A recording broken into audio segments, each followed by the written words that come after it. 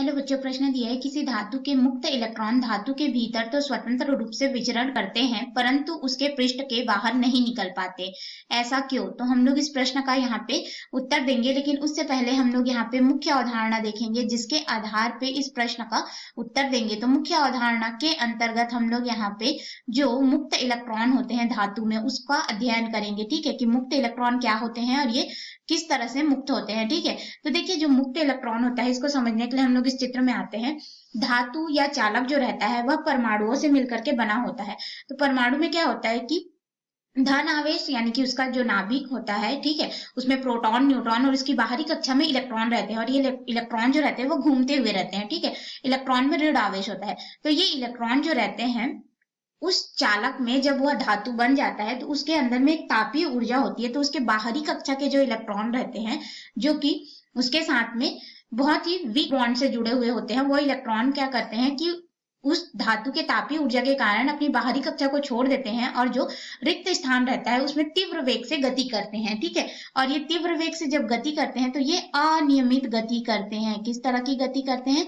अनियमित गति करते रहते हैं। अब ये इलेक्ट्रॉन जो है तीव्र वेग से गति करते हैं तो इनका जो तापीय वेग के कारण यानी कि तापीय ऊर्जा के कारण जो गति आती है उसे तापीय वेग कहते हैं, जिसे या फिर तापीय चाल Vs से दर्शाते हैं। इसका मान अगर देखें तो 10 की घात 6 मीटर प्रति सेकंड होता है। तो आप सोच सकते हैं कि ये कितने तीव्र वेग से खाली जगहों पर गति करते हैं। तो ये बिल्कुल उसी भांति व्यवहार करते हैं जैसे कि किसी बंद जार में गैस के अणुओं को भर दिया जाए तो गैस के अणु जो है अंदर में अपनी इच्छा अनुसार कहीं भी अनियमित गति कर सकते हैं, उसी तरह से। ठीक है, और ये जो मुक्त इलेक्ट्रॉन होते हैं धातु में अगर देखें तो 10 की घात 29 प्रति घन मीटर हमें यहाँ पे प्राप्त होता है इनका आयतन। तो इतनी अत्यधिक संख्या में ये इलेक्ट्रॉन जो रहते हैं उपस्थित होते हैं। अभी इलेक्ट्रॉन क्या होते हैं? अनियमित गति करते हैं। तो कभी इस धनायन से टकरा रहे हैं तो कभी इस धनायन से। तो ये धनायन से टकराने की वजह से इनकी दिशा भी परिवर्तित होते रहती है और ये दिशा जब परिवर्तित होती है तो यहाँ पे अगर हम लोग देखें तो किसी एक विशेष दिशा में इनकी जो गति होती है, ठीक है, वह नेट गति हमें शून्य प्राप्त होती है। तो हमने मुक्त इलेक्ट्रॉन के बारे में इतना कुछ जाना। अब इसी के आधार पे अपने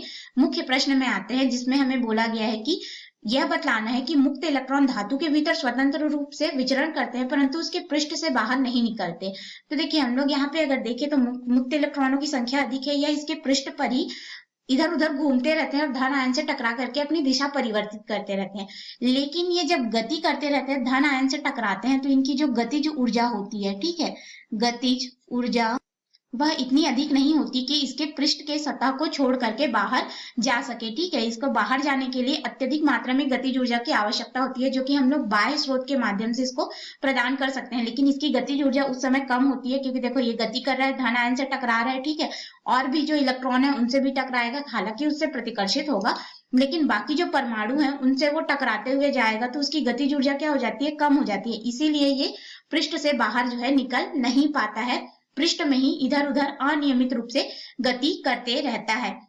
और जब यह बाहर निकलता है तो इसके अध्ययन को हम लोग जो है फोटोन के माध्यम से समझते हैं। फोटोन के माध्यम से, क्वांटम थ्योरी के माध्यम से हम लोग इसको समझेंगे कि किस तरह से इलेक्ट्रॉन जो है बाहर आता है। तो किसी भी धातु की सतह पे क्या होता है कि जो ये इलेक्ट्रॉन रहते हैं इनकी गतिज ऊर्जा क्या होती है? कम होती है। ठीक है, ये धातु है, इसकी सतह पर इलेक्ट्रॉन या पृष्ठ पर इलेक्ट्रॉन है, ठीक है, तो इस पर हम लोग एक विकिरण दे देते हैं फोटोन की ऊर्जा जिसे हम लोग h न्यू के रूप में प्रदर्शित कर देते हैं।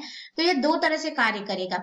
एक तो कार्यफलन, कार्यफलन हमारे पास फाई के रूप में होगा। कार्यफलन वह न्यूनतम ऊर्जा होती है जो कि किसी भी इलेक्ट्रॉन को जो हमारे पास इलेक्ट्रॉन है वह उसके पृष्ठ पर आ जाए। ठीक है, क्योंकि सभी इलेक्ट्रॉन पृष्ठ पर हो जरूरी नहीं है, अंदर में भी तो घूमते रहते हैं ना, तो पृष्ठ पर आ जाए। उसके पश्चात जब इलेक्ट्रॉन बाहर उत्सर्जित होगा तो उसे उचित मात्रा में क्या करेगा? यह गतिज ऊर्जा प्रदान करेगा जिसके वजह से इलेक्ट्रॉन तीव्र वेग से उसके पृष्ठ को छोड़ करके जा सकता है। लेकिन जब तक हम लोग उसे बाह्य में ऊर्जा नहीं प्रदान करते तो उसकी गतिज ऊर्जा जो है वह कम होती है, जिस वजह से वह स्वतंत्र रूप से उसमें विचरण तो कर सकता है लेकिन पृष्ठ से बाहर नहीं आ सकता। तो जो हमारा मुख्य कारण क्या हो जाएगा? गतिज ऊर्जा का कम होना। किसका? मुक्त इलेक्ट्रॉन का। ठीक है, मुक्त इलेक्ट्रॉन जो होगा हमारे पास में उसकी गतिज ऊर्जा क्या हो जाएगी? कम होगी उसके पृष्ठ पर, इसीलिए वह उससे बाहर निकल नहीं पाता। आशा है आपको इस प्रश्न का उत्तर समझ में आया होगा। धन्यवाद।